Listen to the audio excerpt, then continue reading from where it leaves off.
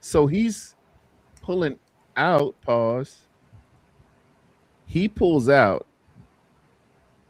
He's kind of hesitant, but look at who they bring. Him and him behind it. So they overload the other side, man, which was a total different look than what it was initially, right? And they're just they just brought the sink in on them. They were hungry, yo. Yeah, it looked like a bunch of hound dog savages coming in after that. Again, if I was Darnold, I'd be like, ah! Yeah, they shooting.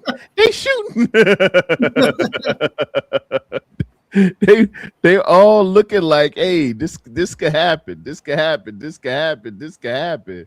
And then he's coming in and he's looking like his guy, but they're gonna pull back two of them and and then send these guys from around the corner.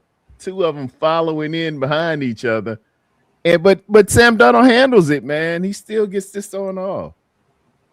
Which is pretty impressive. That's why he called in a little help. He told Charbonnet, hey, why you out there, man? You come on in here, Help out with some of this stuff. I may talk shit about Darnold, but I can never play quarterback. Man, yeah, you gotta be thinking in the moment, dude. You gotta be thinking in the moment. This thing can get ugly quick. And this is I got a highlighter on here. Where's it at? It's a magnifier. I can zoom in on old. Watch him throw this one. Dude, that is so ridiculous, bro. Yeah, he kind of shot puts it. Look, he's looking at thing. The throwing motion, dude. He's like, if you told that was actually a plumber that they just took off the street, has never played quarterback. Remember Napoleon Dynamite? Remember Uncle Rico? I saw he throwing that thing like Uncle Rico. That does like an Uncle Rico throw, dude. It comes out wobbly and Pepperidge Farm remembers. Nah, I should look, watch it. It's wobbly. Look at the ball. The ball. Look at his arm goes noodle too. So it's like so much effort. Look at the ball, Wolfie. Wolfie, look at the ball. Look at the ball. Look at the ball. It's like I swear he's throwing a loaf of bread, dude. I swear. It's not a football, dude. He's like, yeah. It's a little rough. And he sees him and he makes it happen.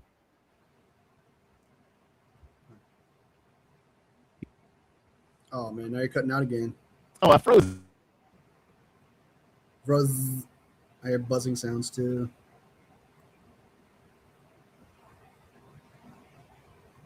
We're having some technical difficulties once again. Hey, got froze up. Can you hear me?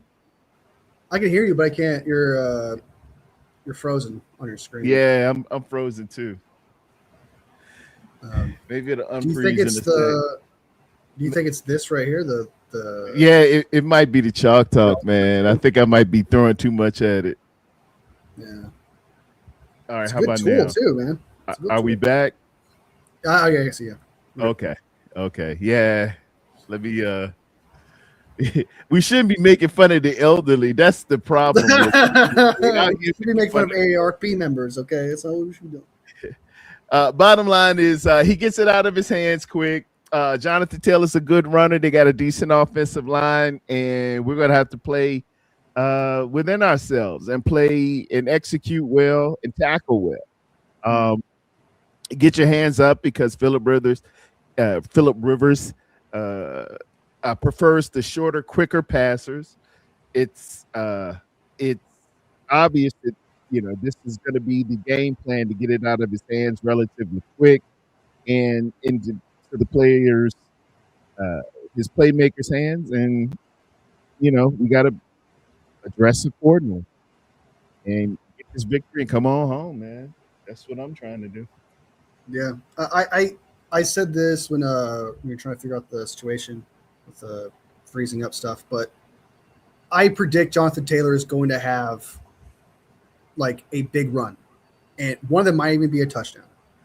But you need to limit him. You need to limit it. You're not guaranteed. I don't think it's a guarantee to stop a guy like this, right? With the D line that we have, I don't think it's a guarantee. But don't let it get in your head that you can't stop him. You need to go on there. Just try to limit him the best you can, and accept that sometimes he's gonna do things that's gonna make a couple people look silly. I think because he's just that good of a running back. It's kind of like with a corner, like you got to have a short term memory. You're gonna get if you get burned, don't like think about that and get stuck in the past. And you got to move on. That's how I look at it. Try your best to stop him, but like don't let it get in your head that like you can't stop him, because then that's when it's kind of like when we said we know in the back of your head, but don't let it be in the forefront. So yeah, it's just needs to be the priority. Tackle well, get in the fit. He's had a couple of hard games against 4-3 defenses. I think if I could look back on the stats, that's probably something I should have did, because Seattle's running a 3-4. He had 77 yards against them, but if Tatum Bethune is, I feel better if Tatum Bethune is going to be good to go. Yeah. Well, once I know that's solidified, because he's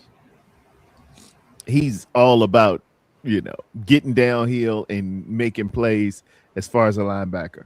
While I'm crazy about Curtis Robinson, not the instinctive tough tackler that Tatum Bethune is. And you're going to need Tatum Bethune. You're going to need – is CJ West hurt? Yeah, he's been a ghost. I think he is hurt. He's been a bit of a ghost as of late. Let me double check. But I'm pretty sure he is. CJ West injury. Broken thumb, but I believe he was still playing with it. Current status, he's expected to be back playing with the cast for thumb. No, he's not hurt. He's out there. Okay. That's kind of. They had Kalia Davis in, and Kalia's not. He's he got turned a couple of times, and I prefer some good moments, but not consistent. He does, but I want a daddy. I want a war daddy on that. That what we call a fire hydrant kind of guy, just a war daddy. I'd like to see him in there a little bit more. That's. Yeah, I agree with that assessment. I will say this about the I will be very pissed off if, like, even if we win, if somehow Philip Rivers just torches our defense.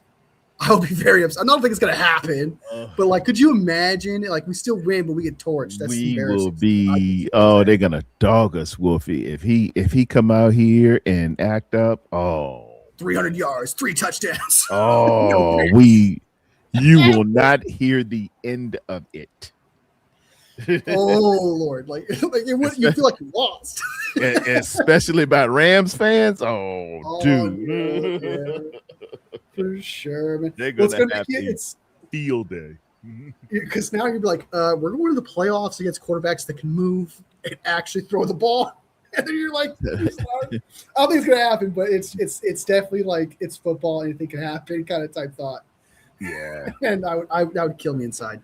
They're gonna let you know. They'll let you know. That's why we got to get to them, man. We're gonna have to manufacture the blitz a little bit, and advantage to. Well, I can't call it an advantage to him because you've seen his throwing. He knows where to go with it, Yeah, but yeah.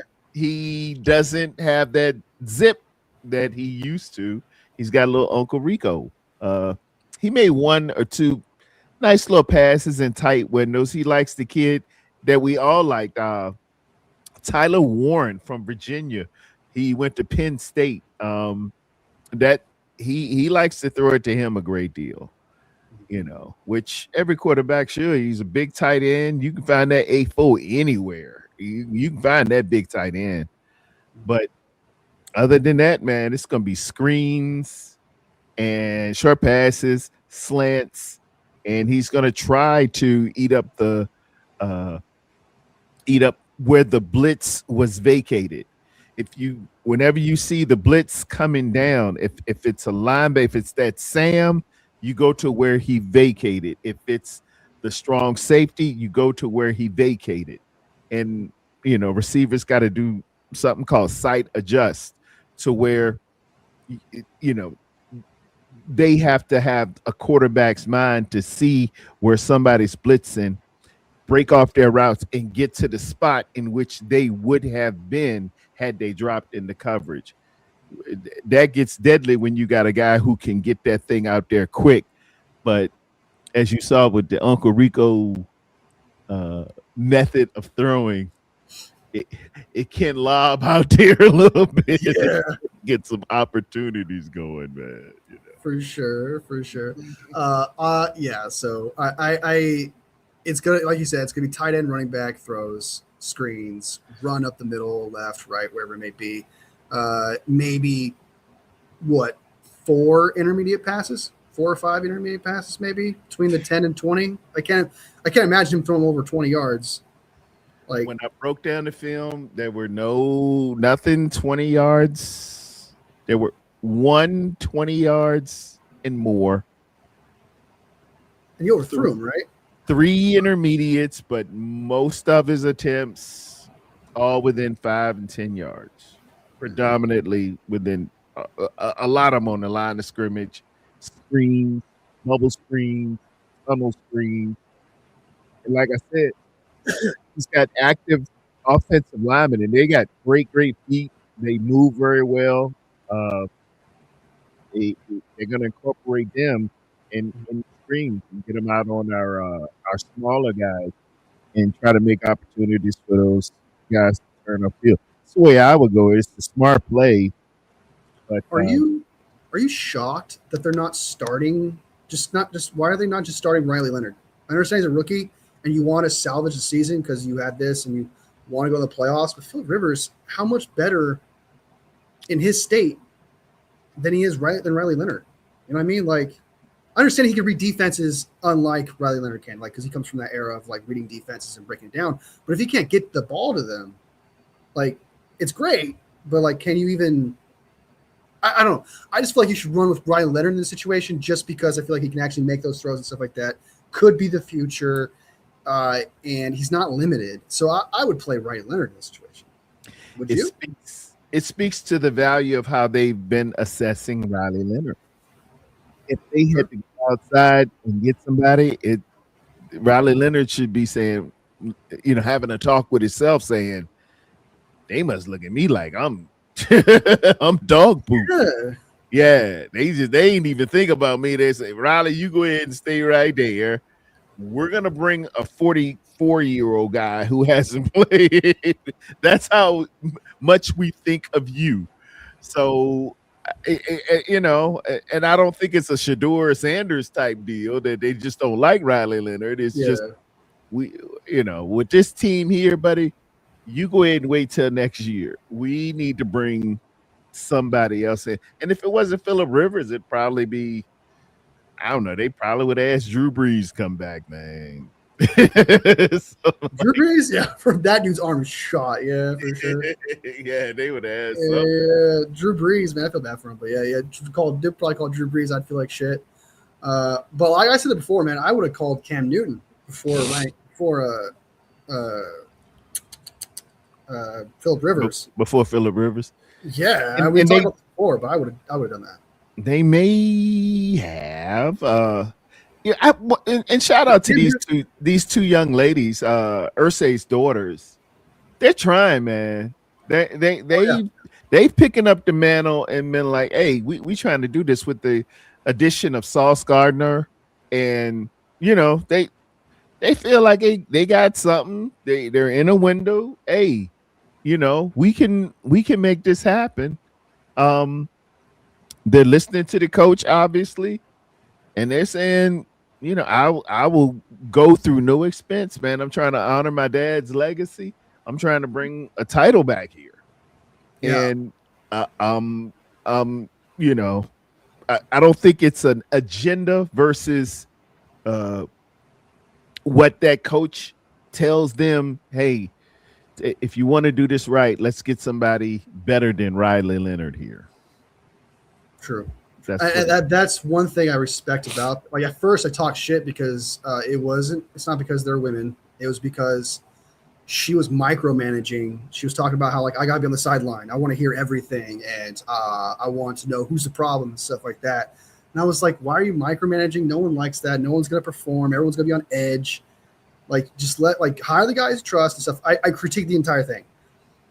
Now I'm eating crow, and I was wrong for that because guess what? They're doing the right things. Like the injury to Daniel Jones is not their fault. Yeah, So everything they didn't see that they're coming. doing Yeah, something that's great, and so I respect that. And especially coming into this sport, like a lot of people are going to doubt you. Some people are going to because you're a woman. That's a thing. Some people are going to do that, and they're going to go in there. They're going in there serious, defying odds. I think going up against criticism, like obviously someone like me too as well. And they put a team together that everyone thought was just going to be trash, the worst team in the league. yeah, And they go out there and they create a team that is fighting for a playoff spot and then just has freak accidents towards the end. So shout out to them. Props to you guys defying those odds. And I was wrong. I'll admit that. yeah, So, yeah. I watched them. They on HBO. They do the inside, or not what's it called? The in season Hard Knocks. 2 years ago, they featured the Indianapolis Colts, and at the time, I got vibes of them really being built a lot like us. They were the Midwest 49ers. And traditionally we've had a hard time with them. A lot of I remember when that daggone Andrew Luck came, man, yeah. he ate our lunch one Monday night. It was a Monday night or Sunday night, man. Andrew Luck was not playing around with us. We took an L, dude. It was like a I Super Bowl. vaguely remember that. Yeah. Yeah, he Vaguely, won't but I playing don't around. Indianapolis, and they're still kind of recovering, Wolfie, off of that because they were thinking Andrew Luck was going to be there for the next foreseeable future. Andrew Luck was a beast, man. Andrew so Luck good. was that dude, He was so good, dude. Like it's like I'm not even a fan of the Colts, and I'm like, if there's one person we could bring back, like I want to see this dude perform and play. Like Exactly. he's entertaining to watch. The incredible things he constantly do, the big runs he has, the big fourth quarter comebacks. I think he like had one like every other week. Yeah, Like man. it didn't matter how bad he played. It didn't matter how bad the rest of his team played, because he was a quarterback. How good he was, he was all Yeah. in it. And He was nice. So He was it's nice. generational, dude. He was exactly what everyone thought he would be. Yeah. He was truly generational. It's so sad, and I do blame the Colts to an extent. Like you did not protect him. You did not protect the guy. You did not give him the offensive line he needed. Yeah. It was just hard for him. But he gave Tom Brady all he wanted. That was when the Deflate Gate started. Remember that? Mm. It was that game. It was like a championship game or divisional. It was something. They were deep in the playoffs, and the guy intercepted the ball from Tom, man, and he was like, "Tag this ball, damn near flat."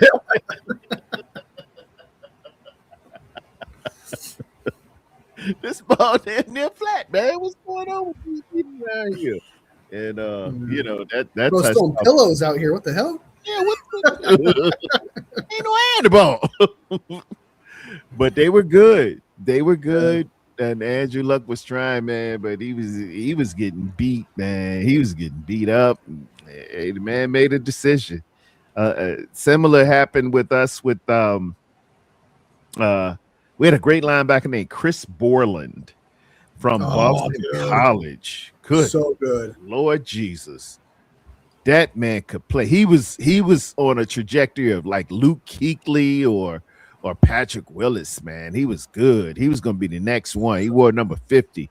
And, it was He like, was small, hey, too. He was like 5'11" or some shit. Like he was like 5'10", yeah, but he could short arms. shed those blocks and get in the hole, man, sideline to sideline. He could cover. He was heady.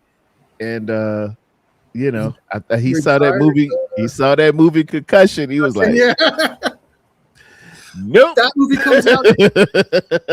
That movie comes out, and then like 4 people retire, which is fine. We want to take care of the brain. I'm not going to hold it against it, but it's still sad to see it. Where it's like Patrick Willis retired that year too. So like the entire 49ers was just, Navarro Bowman just destroyed his knee. I remember that. Yeah, man. That was probably the worst year to be a 49ers fan. It was so bad. It was so bad. Because he was set to be the next in the lineage. We weren't missing no linebackers for a little bit. Oh, yeah. We would always just get linebackers. We would just get them, and we still do. We still are like that. But I wish we could do the same with receivers and offensive linemen. But hey, it's linebacker you here. Yeah, that's something you gotta be proud of. Like, no matter what, we always seem to. It's kind of like the Rams. They're finding wide receivers. We're finding linebackers like crazy. It's just kind of sad that in that 1 year we lost all 3 linebackers. Yeah. When we do lose them, we lose them. yeah. So that was a brutal year. I remember I lived in Washington at the time. I got so much shit from Seahawks fans. It was crazy, dude. Like everyone's like, your team's gonna fall apart. Your team's trash. Now I took it so personally. It hurt so bad. I'm all outgrown now where I don't take it as personal. But at the time, though, dude, I was like, I'm just trying to work, dude. I'm just trying. Like, I'm putting shit away on Target. I'm just putting shit away. And some dude around the corner be like, "How's your nice dude, man?" Yeah.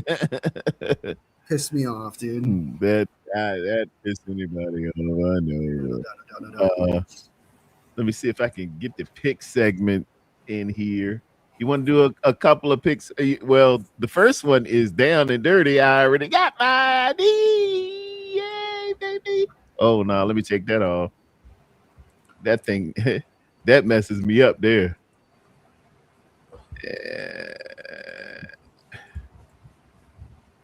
The picks. Well, my first one is good. Did you have Seattle? I did have Seattle. Okay. I have the video to prove it. Because I was like, you got video? I want it and I need it. So I was like, I'm going for the Seahawks. The man's got video, ladies and gentlemen. He was going for the Seahawks. He was going for the Sea Chickens. Philadelphia at Washington. Who you got? Philly for sure. If Philly loses this game, they got problems. Yeah, Green Bay at Chicago. Chicago. I believe in the Bears. I'm a bit of an advocate for the Bears this year. I took the Bears too, and that's gonna hurt with Michael Parsons gone, man. That's a big injury for them. They were counting on that a great deal. I got Buffalo over Cleveland. I'm sure you do as well. I think Myles Garrett breaks a record in this game, though. I think he can too. I think he can too. Because I think Josh is going to try to run it a couple times, and that's going to, the LA Chargers over the Dallas Cowboys. You got that? Yeah. D1 Cowboy hater right here. I was a little, I kind of wanted to call this one Kansas City versus the Tennessee Titans. I went on with Kansas City. I think Gardner Minshew is going to start, but I would not be mad if I am wrong. Yeah, I would. I totally would not be mad if I am wrong. You and I had this same reaction where it's like, I could see the Tennessee Titans actually winning this. They don't have Patrick Mahomes. Travis Kelce's probably not going to give a shit anymore. That defense, I mean, there's like in the back, like I almost want to say Titans. There's a path Yeah, There's a path here. But I'm with you on this one. I still think the Tennessee Titans are just that much worse. Yeah, they just ain't got it too much. I got the Jets losing another one to New Orleans. It's gonna be down in New Orleans, so they're gonna be drinking hand grenades And not. Suge has been looking pretty good these past few games. They're picking it up a little bit. You know we're in trouble here. I took Minnesota over the New York Giants. And every time you pick Minnesota, brother. Every time. And then when I don't pick them, those SOBs beat the hell out of them. They do. They beat Washington 31-0. You're like, what the hell? It's me, man. I swear. Yeah, I know. I know they just do this. And watch New York win this one. Watch they For real, dude. Because it's outside. It's gonna be in New York. It's gonna be snowballs or something on there, and they're used to playing in a dome. Watch it. I bet I'm wrong on this one. I hope I'm not, but I bet I'm wrong. Ridiculous is gonna happen. That just for like the football guys to spite you. Where like the Vikings are gonna throw. JJ McCarthy's gonna throw a ball. It's gonna hit a helmet, bounce off another hand. The wind's going to throw the ball to the left a little bit, and then they're going to intercept the ball for a game-winning pick six. Like something ridiculous is going to happen. So mad, man. Them Vikings. You're like me with the Bucks. Every time I pick the Bucks, they lose, and I was like, I have enough picking the Bucks. Well, as fate would have it, as a promotional segue there, I got Carolina beating those Bucks. Carolina is different at home. They beat Buffalo. They beat good teams at home. Dallas, they'll beat you at home. And Tampa Bay is a lot more banged up. I believe Baker Mayfield's playing with a shoulder injury that's hindering him a little bit. His left shoulder, not his non-throwing arm. Not his throwing. Okay. Just like with the Browns, where he didn't have his left arm was hurt and he had that bad year. Sort of, he was playing through it. It's kind of almost the same thing. I'm with you on this one. I think Carolina is going to win this game, and they're going to win the division. And they're going to win the division, right? I got, I'm down here in Carolina, man. It's a little bit of a buzz. A lot of them are, in denial. They don't want to believe in Carolina, but I don't blame them just a little bit. I don't blame them. They don't have a Super Bowl yet or anything. They don't. I get it. I get it. A little spite. A little bit of jade. I get it. But. Yeah, I got Carolina winning this one. They're going to win the division, and props to them for coming back because they were terrible in the start, and then they figured it out. So props to them. Here's my upset special. I got Miami, who just benched Tua for I don't even know who's going to start. Who's Quinn Ewers? Yeah. Okay, from Texas. Yeah, I remember him. I got him beating Cincinnati. And the reason being, there are two American cities where early starts hurt young men. Miami and Atlanta. If young millionaires go to the cities of Miami and Atlanta late in the season, they tend to mess up on early starts. I didn't know that. I'm not accusing anybody of anything. I don't know, man. I'm sure some of these young men Bake some cookies and you left them on the counter. I don't know. But all I know is I see a lot of upsets happening in Miami and Atlanta. Early starts, particularly late in the season. I was young too, young men. I know what you do.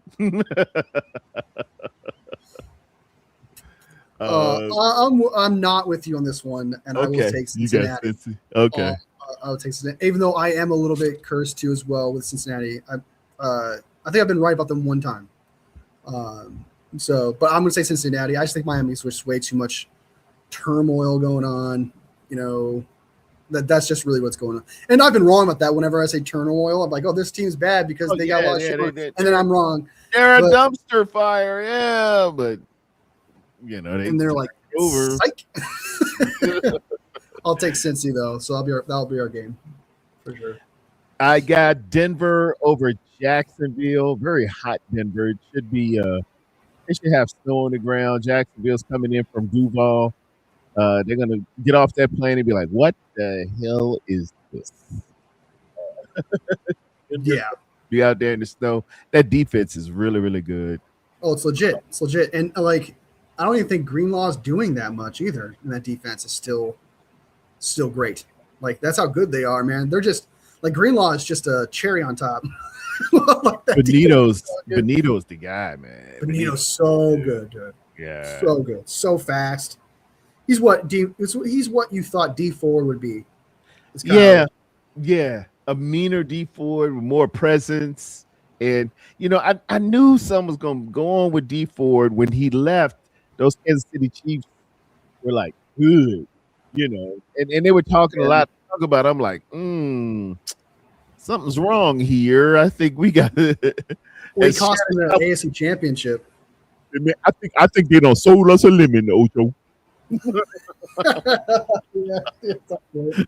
I thought the same thing. I was like, doesn't he have like an injury, like a knee issue? Like, I don't mind the talent, but isn't he like hurt or something? So when we traded second round pick for him, I was like, what? Always hurt, man. His back, his neck, his my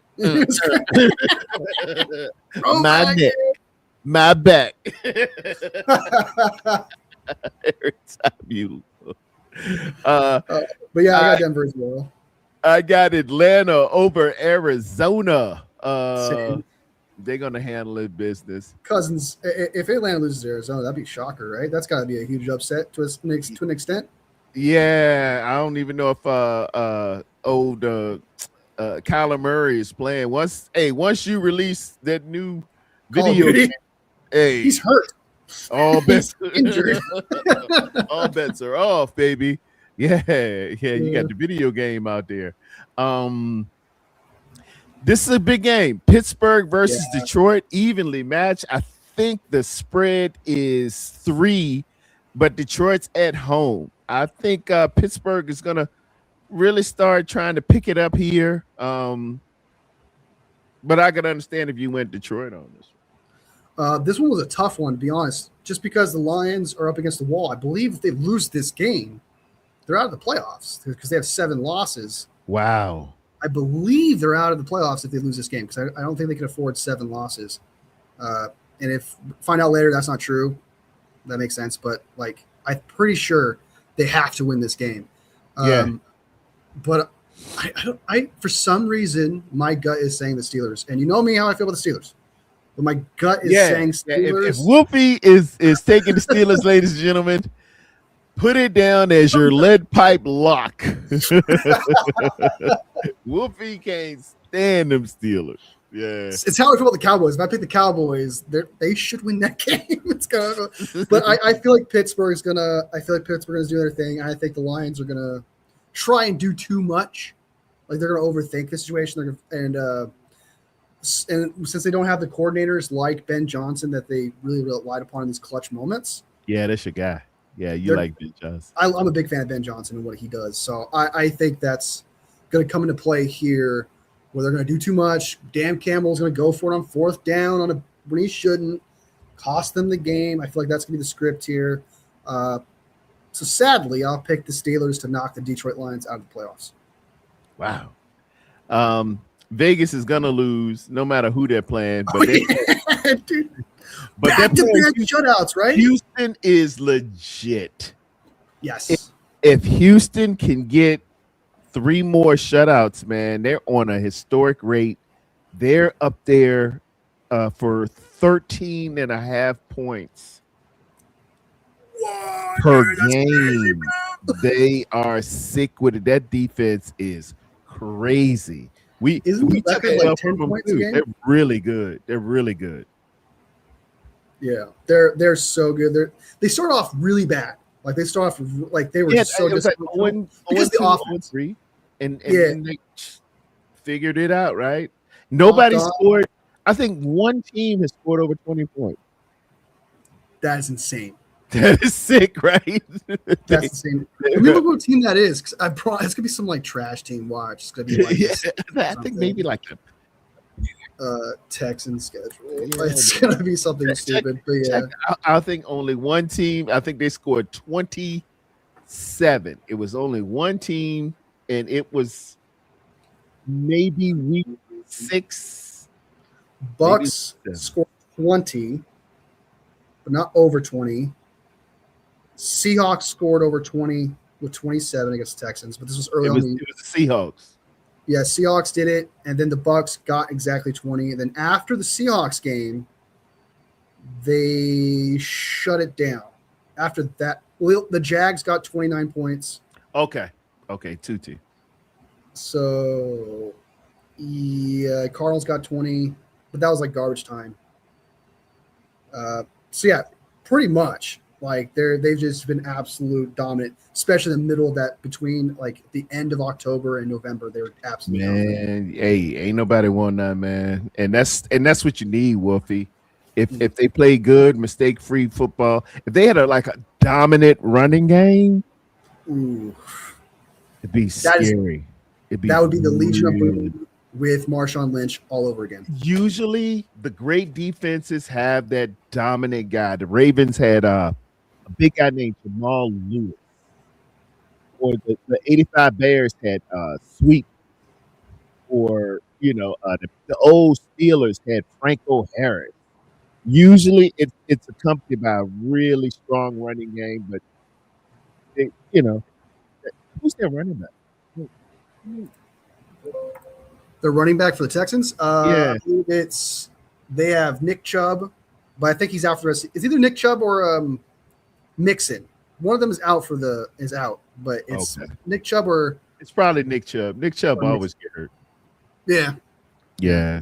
It probably is him, but yeah, it's not as someone who's elite and crazy, not like a Jonathan Taylor or a top 5 running back or anything like that. Yeah. Usually it's like it would be like Jonathan Taylor or whoever Buffalo's got or something like that, or Saquon Barkley or something. Yeah. New England over Baltimore to me, even though it's in Baltimore, New England's just playing some really good ball, man. Vrabel's probably going to be coach of the year, not because Kyle doesn't deserve it, but because the expectation. Yeah. I think Kyle is a victim of his success, and they kind of expect it out of Kyle. They're like, well, you always get A's, so let's give it to a guy who doesn't usually get A's. It's You're kind of like always salutatorian. So what? it's like when Andy Reid kind of should be nominated at the very least at sometimes when that offense has no wide receivers. What was that year? It was the year we went to the Super Bowl. They had no wide receivers. They were supposed to not make the playoffs because they had no offense, and they defied those expectations. But it did not matter. Andy Reid didn't even get any kind of recognition for that. Exactly. And it's all expectation, optics, and things of that nature. If you're considered a great coach, you're not winning that shit.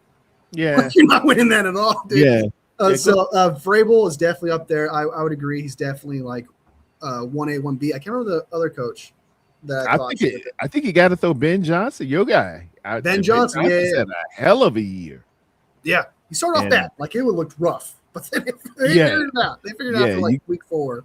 They want to be the ones breaking the news, Yeah, but I do have New England beating Baltimore here. I know Baltimore needs this W, but I have seen them where they need to win the game and they just look like trash. So yeah. I would agree with you on this one. New England's gonna get the dub. That 21-0 comeback by the Bills is just some Josh Allen shit that I've seen before. Maybe not to that extent, but I've seen that before.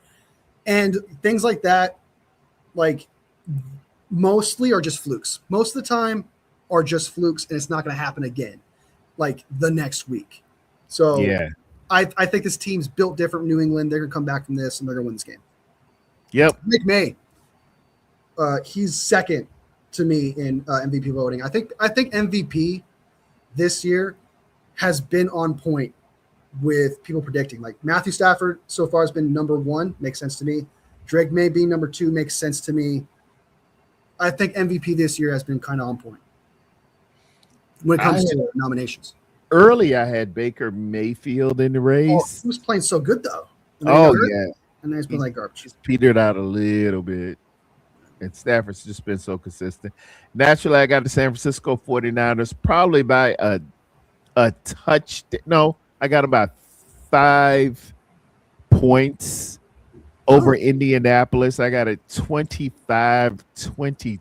Is it what I oh, said it was going to be? Yeah, I said 25, 25. 22. I got 44 combined on here, but I got 25-22. I think I was on Johnny Dale. Shout out Johnny Dale's.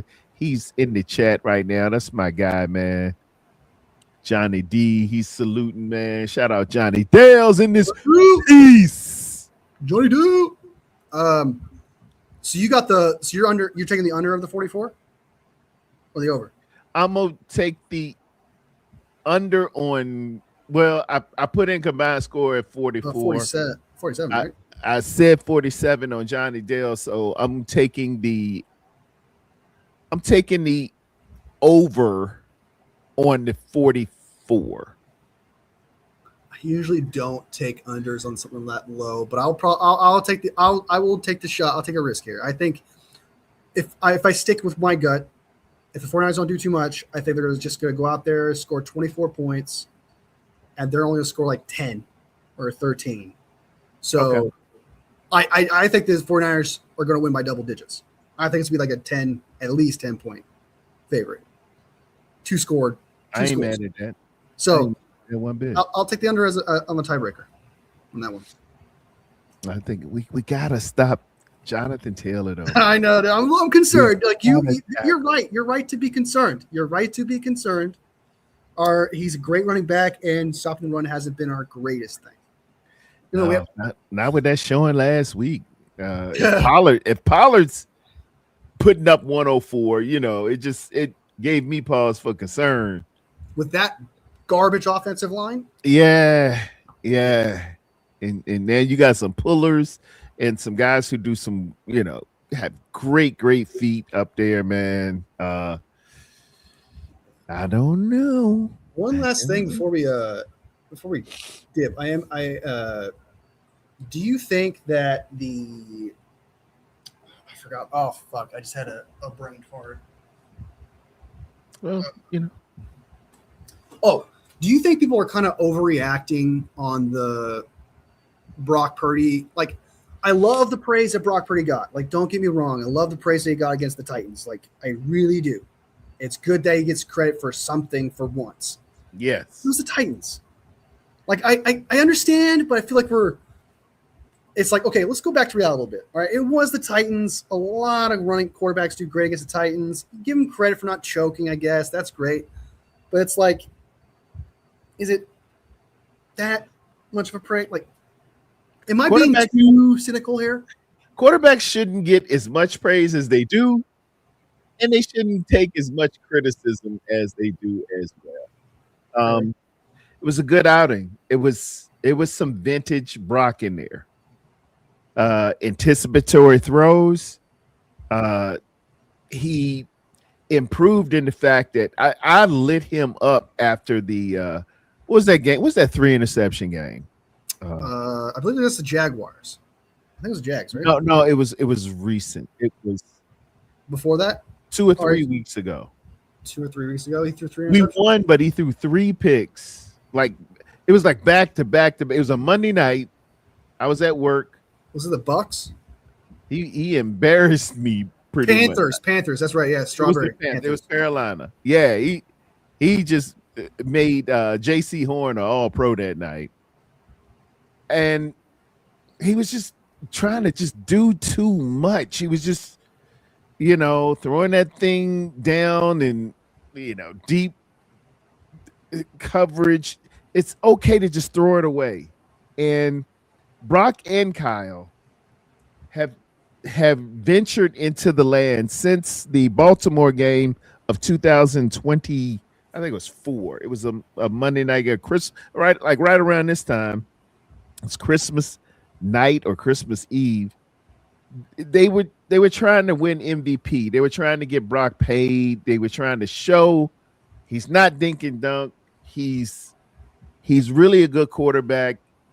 He deserves money. He's done something great. Don't do that anymore. You've arrived. You've arrived. Yeah, And you're right. and those people, you, Brock Purdy has had more downfield completion percentage heights as well as 20 plus yard heights than anybody else in the league in 24 and 23. Brock Purdy was a seventh round pick, and he ran off wins in his rookie year, and he had the whole stadium saying Purdy, Purdy, Purdy, which I haven't heard as a 49er fan. I've been down longer than some of y'all have been alive. I only heard Jerry, Jerry, Jerry. I never heard any other reverberation at a 49er game in unison for any other player. And Brock, they still can't stand you. Those people who print up t-shirts that say dink and dunk and call you turdy and everything else, they don't like you anyway. So don't worry about all that. It's all about the wins now. You got that 265 million and it's in your bank account and it's under you and your wife and your kids and your kids. Y'all have a happy celebration. It is about your legacy right now. It is about wins. Yeah. Don't try to do anything extraordinary. Don't, kill them with the Michael Jordan super duper fake out and hold the ball out on people and stuff like. Just collect the wins, and all those quote unquote elite quarterbacks are going to be sitting down eating those wish sandwiches and sitting on that I wish I coulda couch watching you this postseason. That's how I feel about that.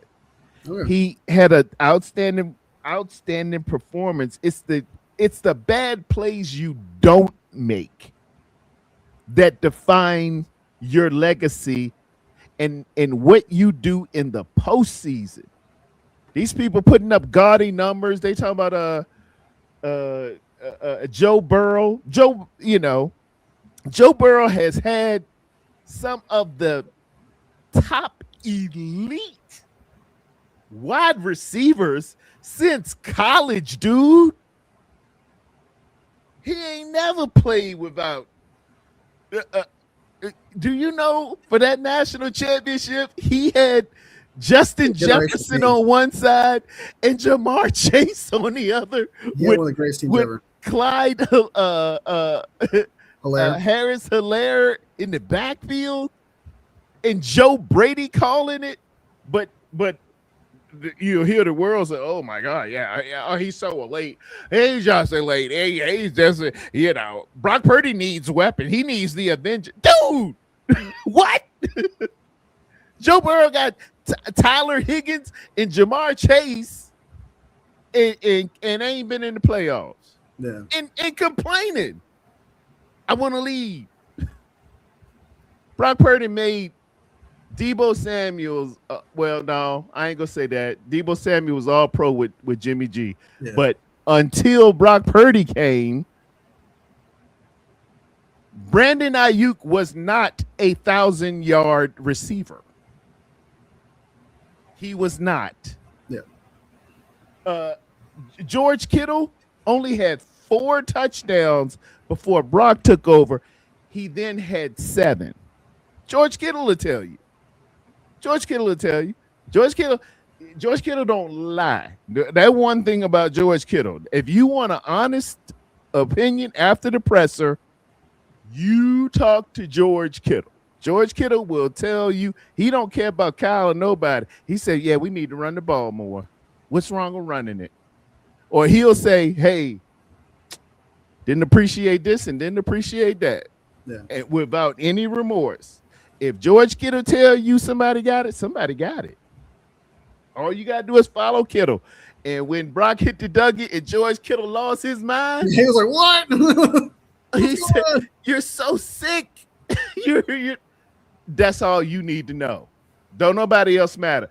The only people that matter is at 4949 Centennial Boulevard and they wear jerseys and they wear hoodies and they're in those meetings. Those little columnists who never played the game, who don't know how to put the jock strap on, who never put some thigh pads in, who never put their shoulder pads in the jersey before you put it on, they don't matter. Those ones sitting in their underwear, blogging and just typing and making up little cute nicknames and printing t-shirts, who don't know a cover 4 from Connect 4, they don't even matter. What matters is the people in that building. Let's lead the team. Let's get the wins. Let's get the W's. Let's get the legacy going. All those other elite quarterbacks is sitting at home. They sitting at home. They making big money and they sitting at home watching. Oh my God. All you gotta do is like bring up Brock Purdy, you let him match, bro. It's like for you, dude. It's like you just go off. Because Wolfie, I go through it, man. They supposed to be 49er fans, and they always looking for the next guy. They like, oh man, he ain't Dak Prescott. Yeah. Dak Prescott ain't won nothing. Brock Purdy done beat him head to head. Yeah. That's what I was first saying. Like he beat him like twice already. Like twice in the playoffs. Own him. Like, dude. 60 million. That's what 60 million get you, Dallas fans. And I love Dallas fans. My mom's a Dallas fan. My sisters, my uncle, everybody love the Cowboys. That's good. You better give me Brock Purdy over some Dak Prescott. I am so sorry.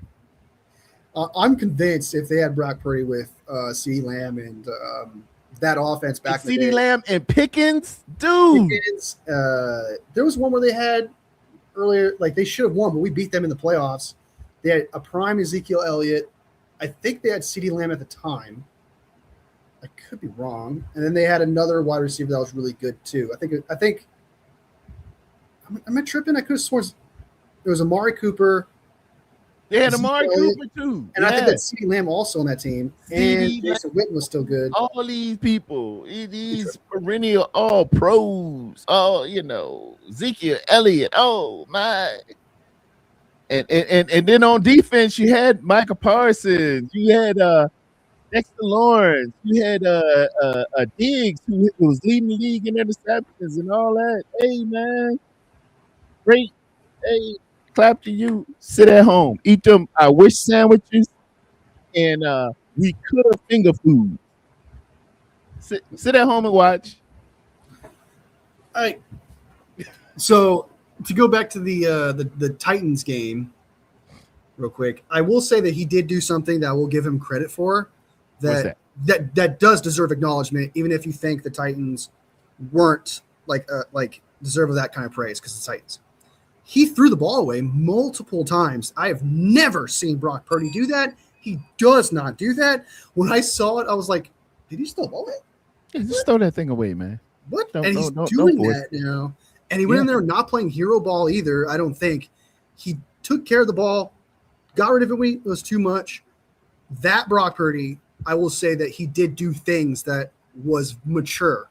Growth. You saw the growth in that game. So I will give him props for that for sure. I can't like that's something that he deserves credit for. He's always having to audition and having to prove himself. And I get it, man.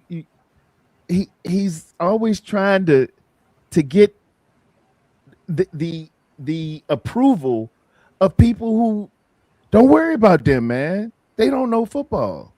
If you don't get how good this kid is, if you don't get how great his anticipation is, if you don't get his vision, his decisions, and his precision, if you haven't looked at Johnny Dales, shout out to my man. If you don't look at Johnny Dales, JT O'Sullivan, myself, Chase Daniels, Hall of Famer Kurt Warner, Baldy, dude, I feel sorry for you. You don't really know ball. Just sit yourself down and go and, I don't know, play fantasy football or whatever. Or go be with them teams that got them other quarterbacks. Sit at Cincinnati and see how I feel. Yeah. So I feel like Johnny Dell's like first impression of me and how I feel about Brock Purdy. I feel like he thinks I don't think he's good. I want to clarify something real quick. I love Brock Purdy. I've defended Brock Purdy. I think we should have signed him. I want to clarify this real quick. I am not a Brock Purdy hater. I've never said Sam Darnold to replace him. I've never said Mac Jones to replace him. I'm just saying I don't think the Titans game is worth praise, but I feel like my first impression to Johnny Dell, he's like, this guy hates Brock. Let me defend him. I was like, I get it, man. It's weak for a lot of people.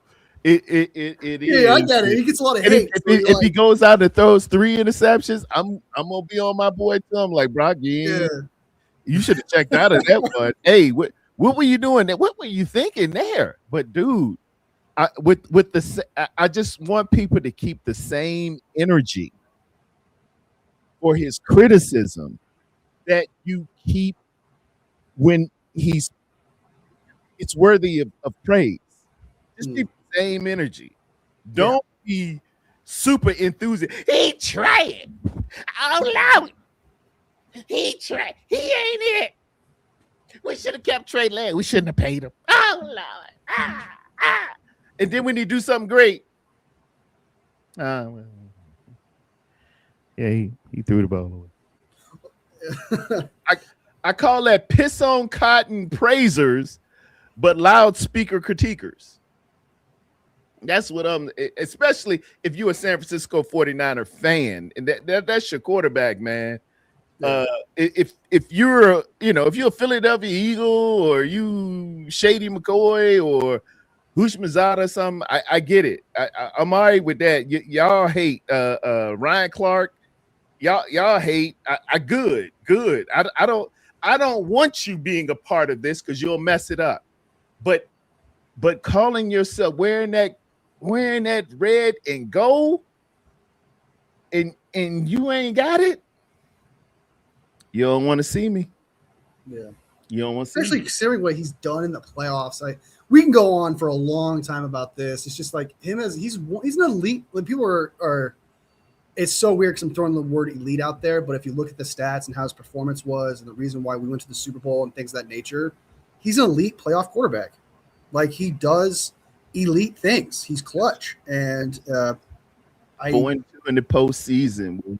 Postseason's a different beast. It's a new season, like you said, It's man. A different beast. Yeah, dude. If other quarterback, let's look at his draft class since Brock Purdy. Let's look at 2022, include the Trey Lance draft class and Mac Jones, everybody. Let's look at them all. If they would have came in their rookie year, went to the NFC Championship or AFC Championship, tore their UCL, came back in record time, went to the Super Bowl, and was leading Patrick Mahomes at the end of regulation, what would we say about it? What would we say about a Justin Fields? What would we say about a CJ Stroud?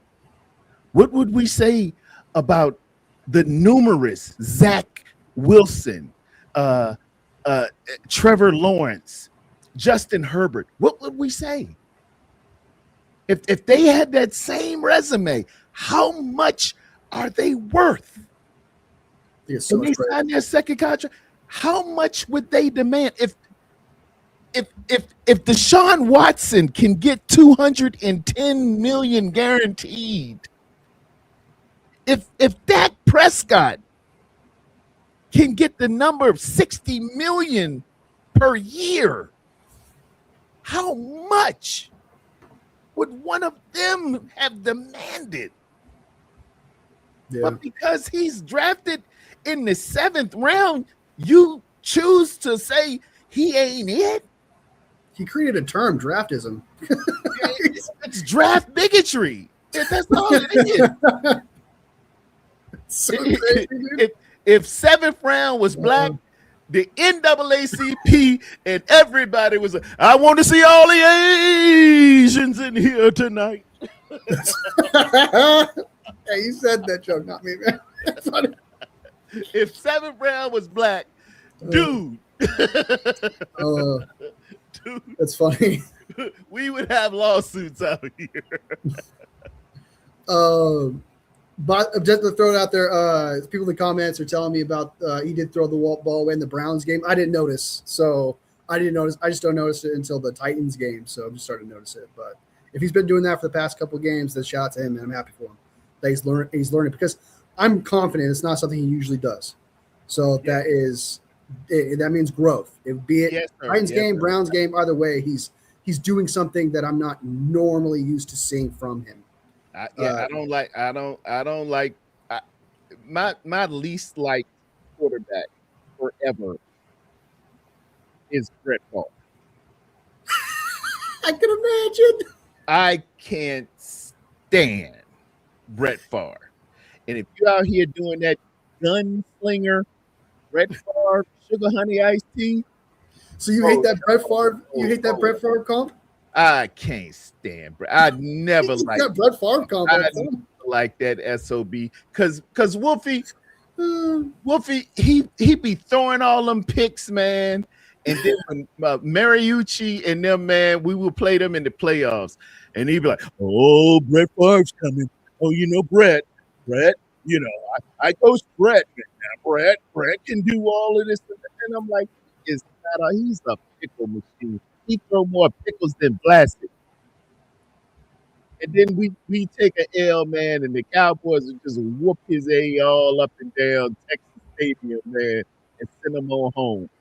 And then, you know, he was just always getting over, man. And then he was sending nasty picks, and then you know what he did down in Mississippi. I ain't never like that. I can't stand it. So if you are here gunslinging, D1 hater from the get, dude. Don't mess around with Brett Favre, man. Be efficient. Brett Favre is loose. Brett Favre, I just can't stand the man. I can't. I don't like Brett Favre. I feel about him the same way Mark Gastineau do. Did you ever see Mark Gastineau approach him about that sack? Oh yeah. Oh, yeah. I would have probably the same conversation with Brett Favre. I can't stand Brett Favre.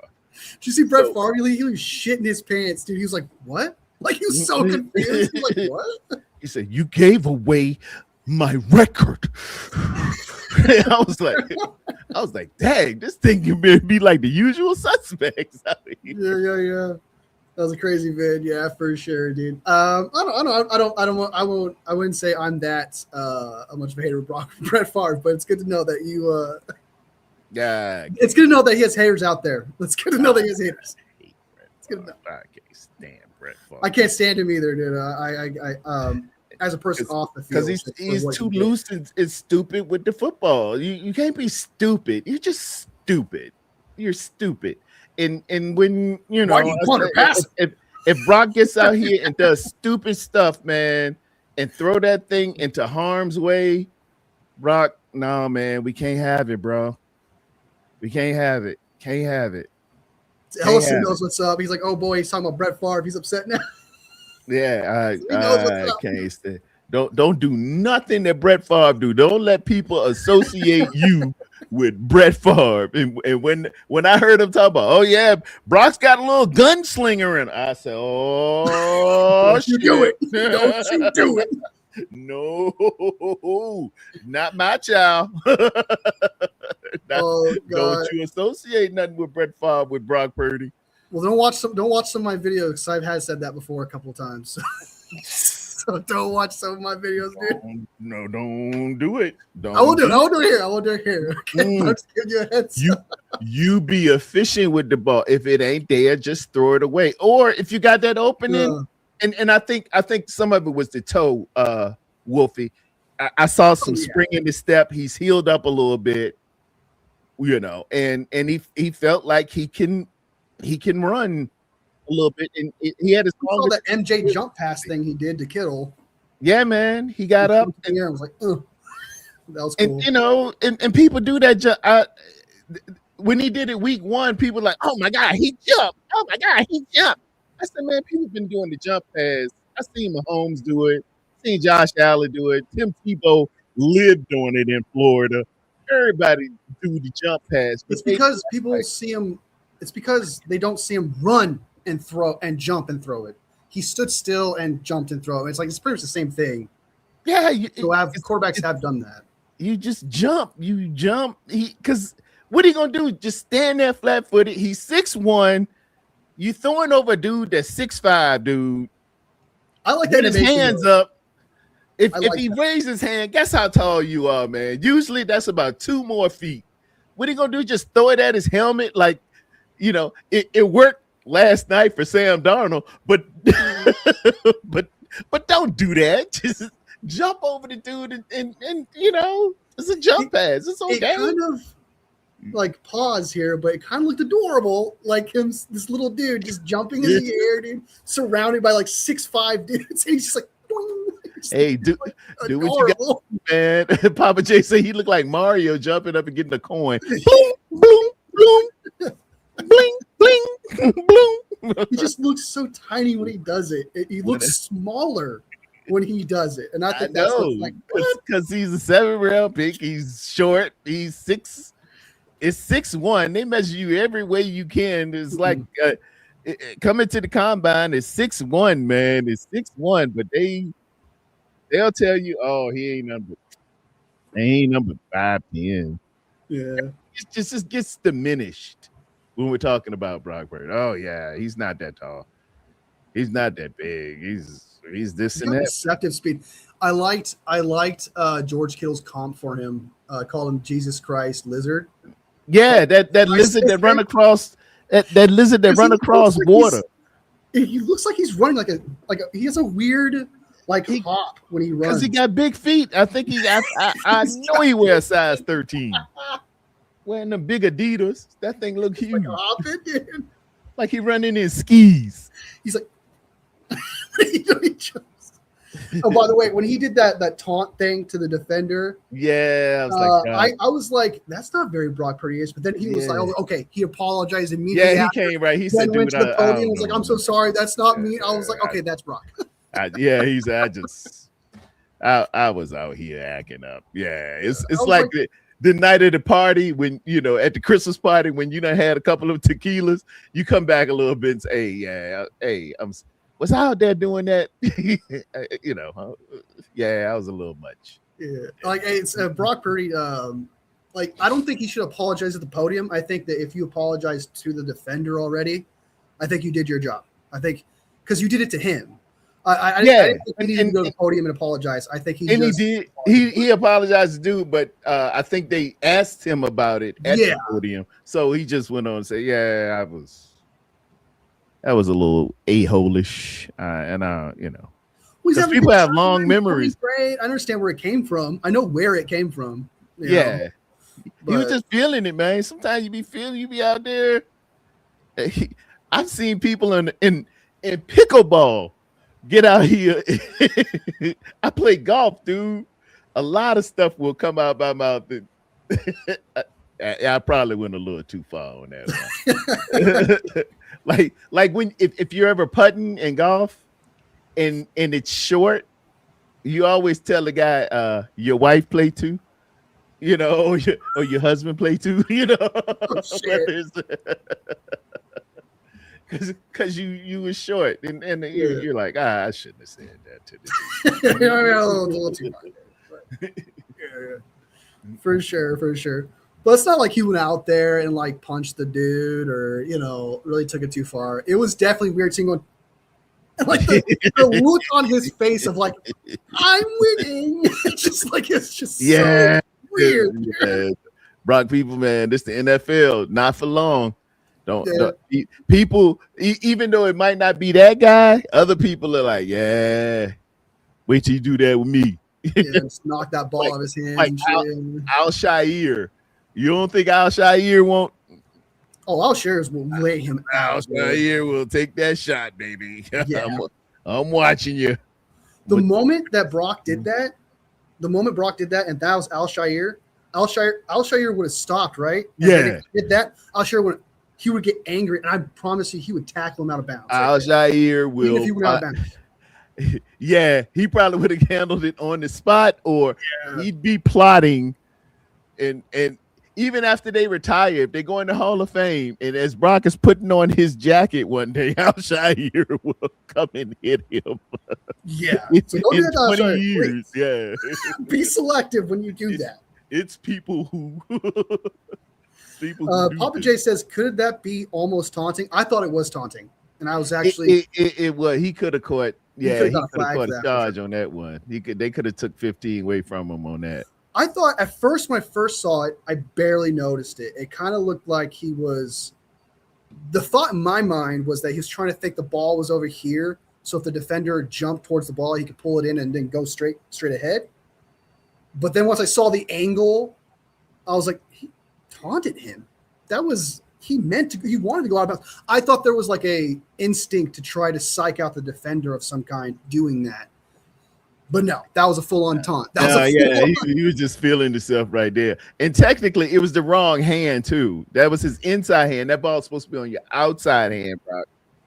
So you're wrong twice, to tell you the truth. But that could have been bad. Like, if Barton's instinct was a moment that he saw that arm come out and then just jump. And he would have smacked it. We would not hear the end of it, dude. You would have. Oh my god. Oh my word, dude. The social media would go off. That's why you use the outside arm. Oh word, dude. So yeah. but yeah. We need a tush push too, man. You know, we don't have a guy who's. I don't think Hughes checks that guy because obviously I don't think it works even with him. Brock kind of has the legs for it, sort of, not really. Yeah, he's a thickin', but man, he took we didn't try. We just did a quarterback sneak up in Minnesota that night that we got burned when we had the old coordinator. Yeah, and Brock took a concussion. I think he was dizzy for the rest of the daggone night. He was throwing that thing. He was different. Yeah. It's like, what the hell are you doing? And you could see that you saw it like it was clear as day the defender like smacked him in the head. It was if you're not dizzy from that, yeah. He was different after that. He was so different after that game. So I mean Brock is not usually gonna do stuff like that. I'm sure he's gonna obviously learn from that and not do something like that, put the ball in danger and not even Brock is a very religious guy. He's very connected to Jesus and stuff like that. He prides himself on being humble. So I know for a fact he was his biggest critic in that moment. He was like, "That's not me." So I'm not going to do that. I'm not going to let that human part of me kick in. So and that's the problem there. Grant and Nick Wright, don't even listen to them dudes, man. They would obliterate. They can't stand you anyway. Don't try to impress me. We're not home. Strawberry says he's actually a great QB sneaker. Well, QB sneak is one thing, but I'm talking about tush push, where you're pushing the line with the ball and the defender. That's what Jalen Hurts does. He helps out the lineman, and that kind of makes me think, like, what if we pulled Trent? Why not Trent Williams? What? Put Trent Williams behind the line. Trent Williams behind that, man. Put Trent Williams in the tush push. That dude's a monster. You could do that, man. Trent will spin out of that thing and try to do a sweep. I want to see it kind of reminds. I want to see that Trent Williams motion thing again. I haven't seen it since like a year and a half ago or something like that. Running tackle, man. I would shit my pants, dude. I'd be like, dude. Oh my God. Dude, if you a corner and you see Big Trent barreling down on you, he got a couple of them corners in the Tennessee game too. He had a 95 rating by PFF. Man, that is, dude. I've been on the receiving end of that thing, man. When you see them big boys come around that corner, man, you don't want the problem. You be like Dion making business decisions. For sure, dude. It's many a fake hamstring when you see them big boys come around the corner. Oh God.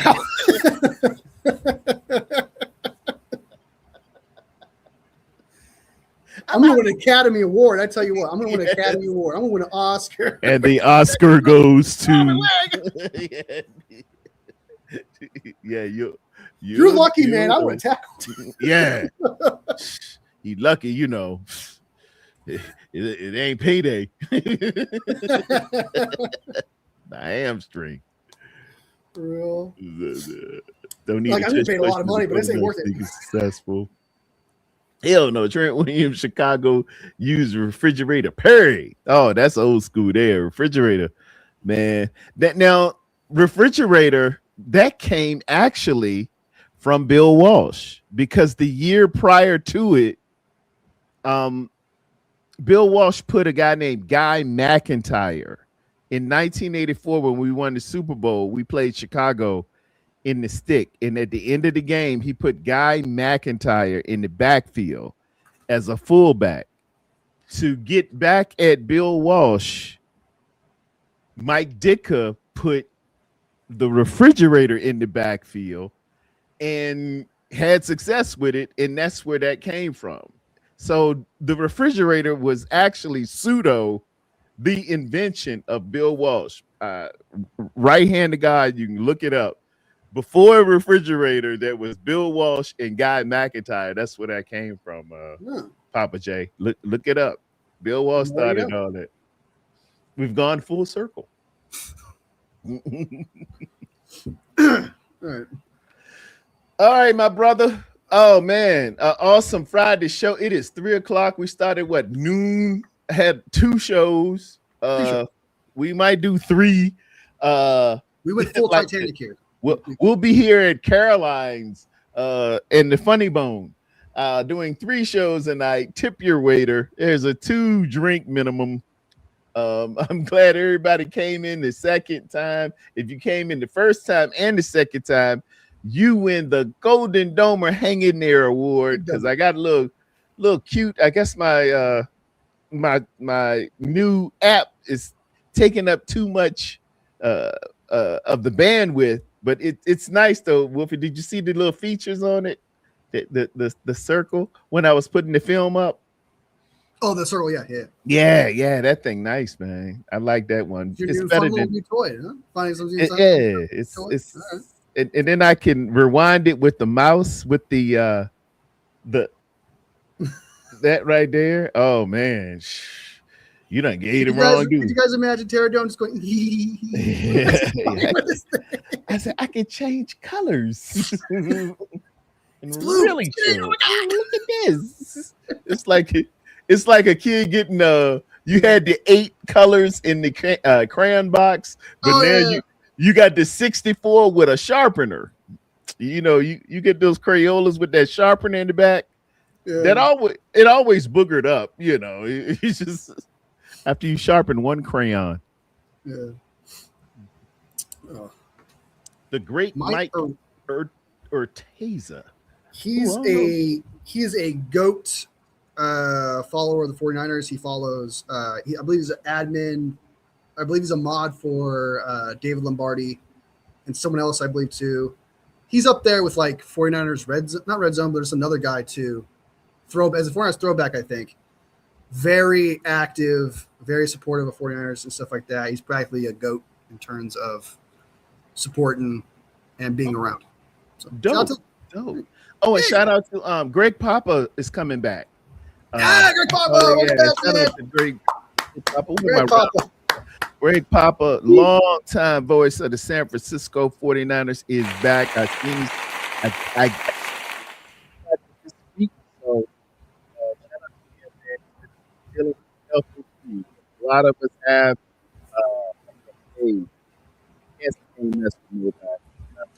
Any other health problems, there's one name that is above all, whether it's cancer, emphysema, COPD, no matter what, the name of Jesus, every knee shall bow, every tongue shall confess. You have to bow down to it, every demon, every trick, every plot of the devil. You got to answer to his name. So, congratulations. Papa. Long time success. I hope we get back to just me and you so you can hear touchdown. San Francisco. It's gonna be great to have him back, man. Yeah, Yeah. You he's so good. hear that? Oh, yeah, we in there now. It's all coming together. The finalists for uh the Hall of Fame is gonna be announced soon. We got uh who I believe is a first ballot Hall of Famer, Frank Gore. Roger Craig might get in there. I'm shouting out Philip Rivers now because he has now entered back into there. So therefore, those votes to be cast to get those 80% will now, matriculate to a great one named Frank Gore. So it's all coming around full circle, man. I'm just saying, I see a path. That's all I can say. I see a path where great things are happening, and we're on the cusp. We just got to handle business. Phil Rivers also restarted his health coverage too with the NFL. I heard that. Yeah. The man got 10 kids, man. Get him a break. He's got 10 kids. He did what he had to. So everyone says he came back for that reason. Even if it did, that's kind of smart because that is very smart because so even if that was a reason, dude. Healthcare and then stuff is supposed to skyrocket January 1. He read the tea leaves. He's gonna get an MVP just on the business acumen alone. Because for him, that's saving a bit of money, man. Oh, yeah. 10 plus you and the wife, that's 12. Good Lord. Well, now it's going to be 13 because he's coming back. So he's got to have a kid for every season almost. Man, he got a whole football team. Like that? Literally. He's got a whole football team. Everybody's starting. That's so good. And so the Tyreek Hill versus Philip Rivers kids. Because Tyreek Hill's a shit ton of kids too, man. It's a football team, man. I think he's got like 6 or 7, so he can do 7 on 7. I can't do nothing but get in the big 3.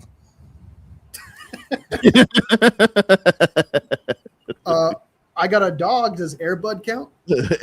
Airbud is one of the most underrated athletes there has ever been. Airbud's going in the Hall of Fame. It's running back Tony Dorsett of the Dallas Cowboys or Franco Harris. Choose. I am my uncle called me touchdown Tony Dorsett. My uncle Bess. If Ellison is in the chat, Uncle Bess called me touchdown Tony Dorsett. I love Tony Dorsett. Tony Dorsett was bad at it. Tony Dorsett had the best year there has ever been for a running back. He won the Heisman, the national championship, went to the Dallas Cowboys, and won the Super Bowl all within a 12-month span. And I think he won it in New Orleans, where he won the national championship with Pitt too. Tony Dorsett is the truth. That's my guy. Franco Harris got the notoriety. Franco Harris has the immaculate catch, more Super Bowl rings, but touchdown Tony Dorsett is my dude from Aliquippa, Pennsylvania. Tony Dorsett. I'll say that's more of a question for Tarrerdome for sure. Yeah, that's a Tarrerdome question right there. Big time. I was like, I think Philip Dorsett. I'm pretty sure he's like all your accolades. I was like, I'm pretty sure he's got a lot of accolades. So you're right. Yeah, man. Tony Dorsett was that dude. University of Pitt. Amen. God bless everyone. Lame. I'm gone. Yeah, he could be patient. What's wrong, Kelvin? Who's lame? I'm gone. Sorry, Kelvin. The show's gonna fall apart. Yeah, he's gone now, guys. We're done now. we're screwed because he's gone, y'all. Oh no, Kelvin, don't go. Oh Kelvin. No, stop! Don't go. Yes, please don't. Oh man, that's Willy Wonka right there. No, stop, don't stop. Come back, Daddy. I want one of those gulp stoppers. Oh, please don't. Classic. Go ahead, turn purple and go. I will give you a heads up to later this week. I'm pretty sure I can watch Goodfellas on YouTube for free, but it has Yes. ads. So I might Man, go ahead, put get in the the effort to go go ahead, get watch the it. premier YouTube and I leave can't them afford that, ads dude. I'm alone. po. Man, I yes, am you can. po. Man, it's I'm I think po. what $5? Get $5, Harold. Kelvin is I'm gone. po. There goes my world. Oh no, stop, don't. Who is No. Kelvin? Kelvin. I swear, dude. Damn, You know what? Kelvin. You just No, lost me his no, nuggets. Kelvin.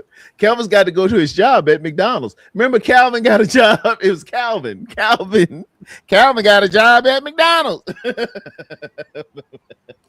He walked around, Calvin. Yeah, Calvin's got a job at your latest partition McDonald's. Oh man, Rob Reiner. I shouted Rob Reiner out, man. Yeah, Director of A Few Good Men. Stand By Me. This is Spinal Tap. Misery. Him and his wife were tragically killed by their mentally ill son. But man, Rob Reiner, he used to play Meathead. What's his name? Michael Stivic.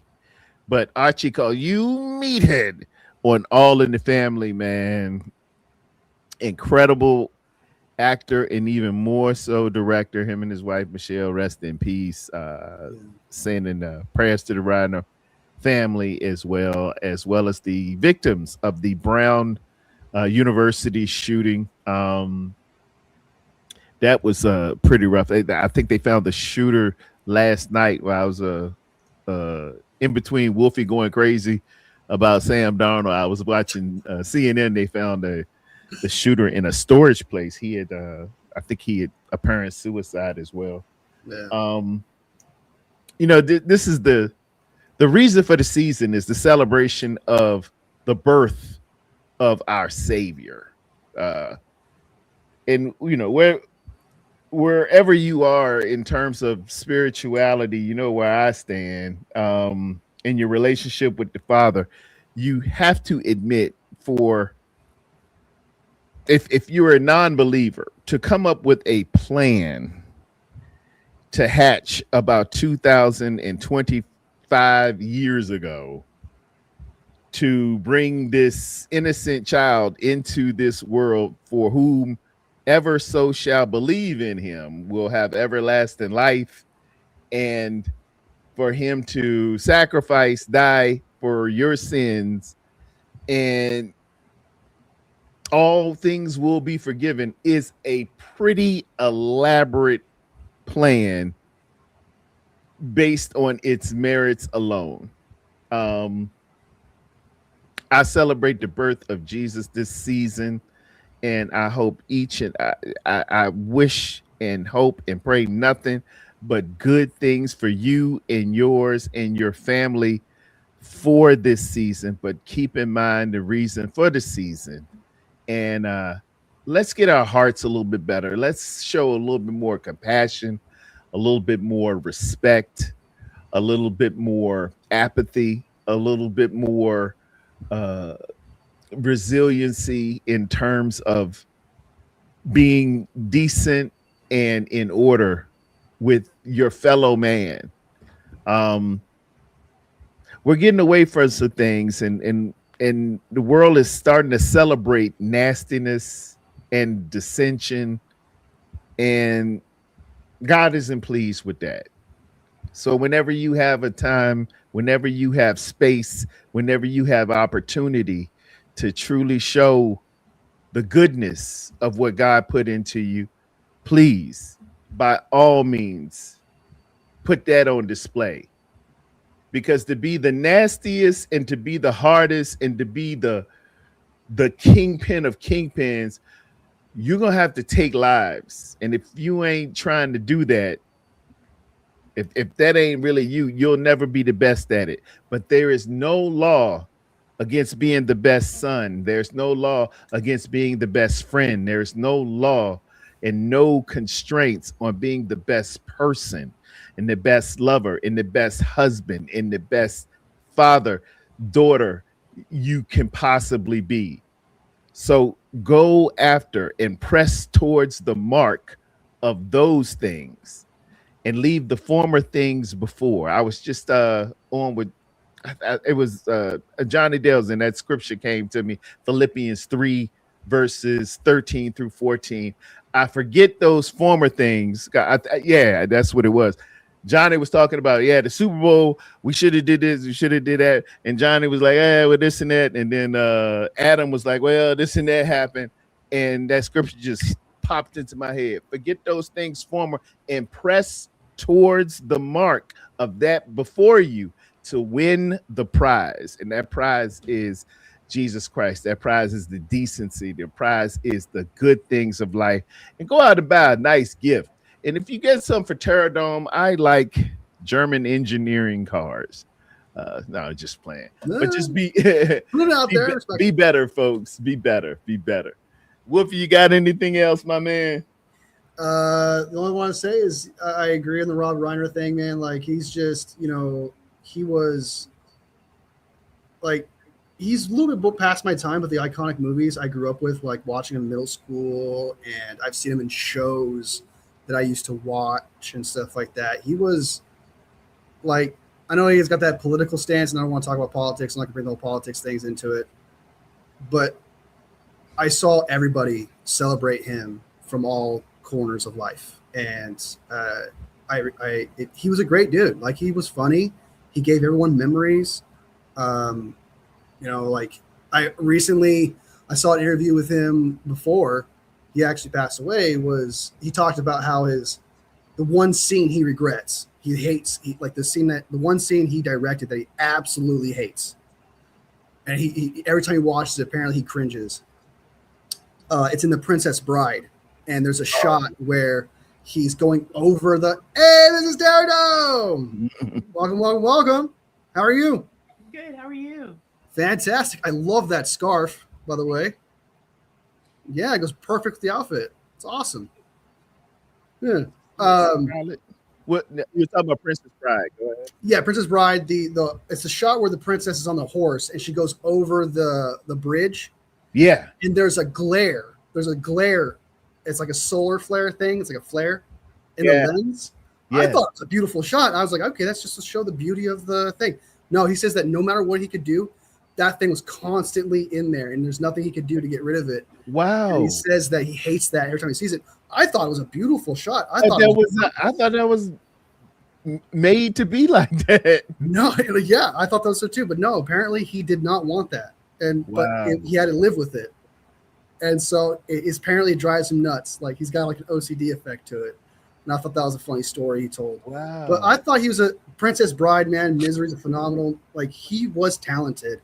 Oh, he brought a lot of happiness to people, and hopefully in heaven, man, he's having a great time and living it up, truly. Because if there's anybody, man, it's kind of like there's some people out there, man, when they pass away, you think to yourself, like, if there's anybody that deserves to get in that gate, it's got to be him, right? And for me, it's kind of the same way. Even if, no matter how you feel about Hollywood, he always represented good things. Just good stuff. Good stuff. Yeah. A Few Good Men is, I am you.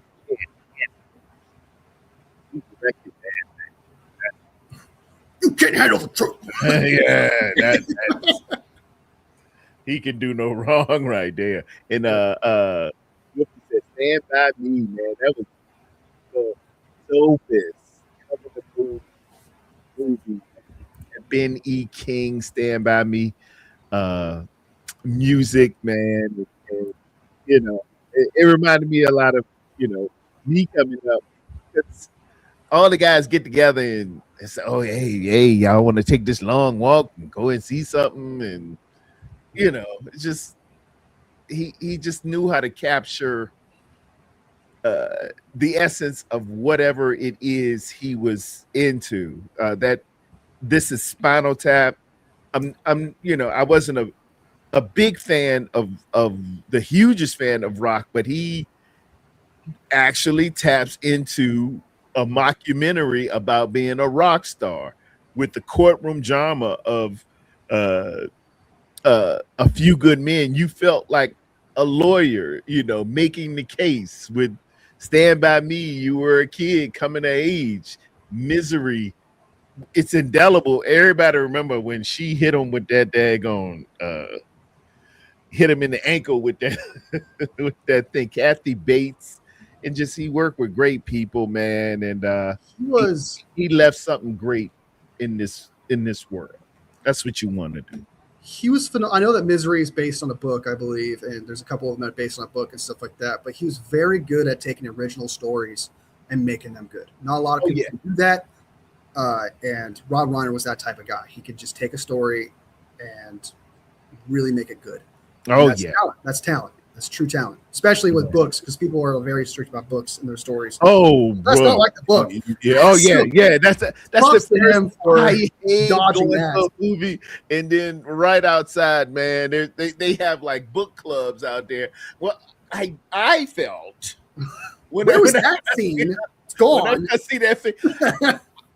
The book, actually, chapter 5. This was not that, you know. but when you have to condense it a great deal, and you and I know, you know, making clips, and we do production on a daily basis, like your shorts and stuff like that. You get a genuine appreciation for a director, an editor, you know, trying not to easy. It can be difficult, yeah. Yeah. It freezes up. You have to start over. No, dude. Frustrating, dude. I hate that so much. I'm like, screw it. I'm done. Not do this video. I'm like, oh, I'm moving on. Oh, this is live. Am I on air? It's the same thing I would feel about like Lord of the Rings, for example. Like that's a hard book to adapt. I've read the book. Yeah, it's so descriptive and so the subtleties and nuances. You know, you got to find out, you know, what's important, what's indelible, what's the shortcuts you got to make. Fudge a little bit. We got to move it along. Clip this, clip that. You got to add scenes to make a shortcut that's not in the book, so people get something about that. Oh, that didn't happen in the book. No, man. Everyone, even people who are obsessed with the Lord of the Rings books, praise that movie for its accomplishment, and that's why I think it's the greatest trilogy of all time, just because of that accomplishment. Of that, you know, it's such a, because I will do the same thing. Like I've read like Aragon, watched the movie, that's trash. Okay, there's a few other books I've read and they turn it. I'm like, okay, it's all right, you know.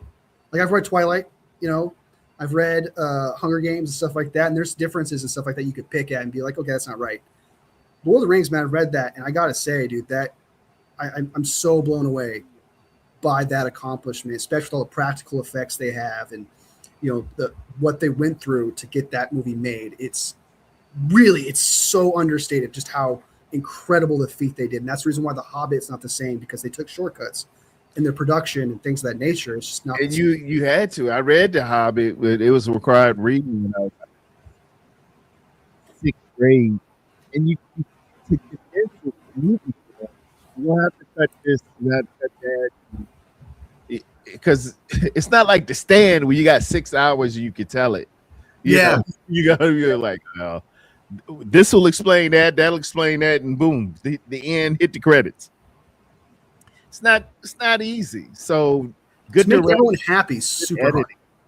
Yeah, it's real talent in this earth. Yeah, the editing though. To go back to the editing though, just real quick, man. I love it, but I hate it at the same time, because you can create a fun thing, but like I said, come back to the glitches thing. I'm taking this opportunity to kind of complain a little bit here, I guess, but I hate it when when I'm making the TikTok thing and I'll add a clip to it. It will glitch, and all of a sudden the video that I made on the TikTok and the video I made on my phone, they will overlap and it'll ruin the entire thing. I cannot fix it. If I take away the video and then I go back to it, it will save the audio over the video and have to start all over again. And I just got done spending 30 minutes. It's like, no. Can we go pain in the ass? All those videos where I'm acting, man. Wolfie be playing multiple characters, y'all. If y'all ain't on it, man, Wolfie will cut out them shorts. Wolfie, he's like talking to himself. What? No. Are you kidding? Be Spider-Man. I'll be Spider-Man. Very expressive too. crazy. I try to. I'm not to toot my horn, but I used to do theater. I used to act a little bit. Where's my little? I saw a drama major in there. A little. Appreciate. I can. And it's a talent of mine. Wolfie and the Players.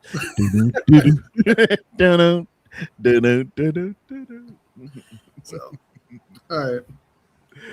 Ladies and gentlemen, thank y'all very much for coming out, man. God bless each and every one of you. You will be hearing from myself and Wolfie again soon. And remember, everyone, we walk by faith and not by sight. In Jesus' name, amen. Thank you all.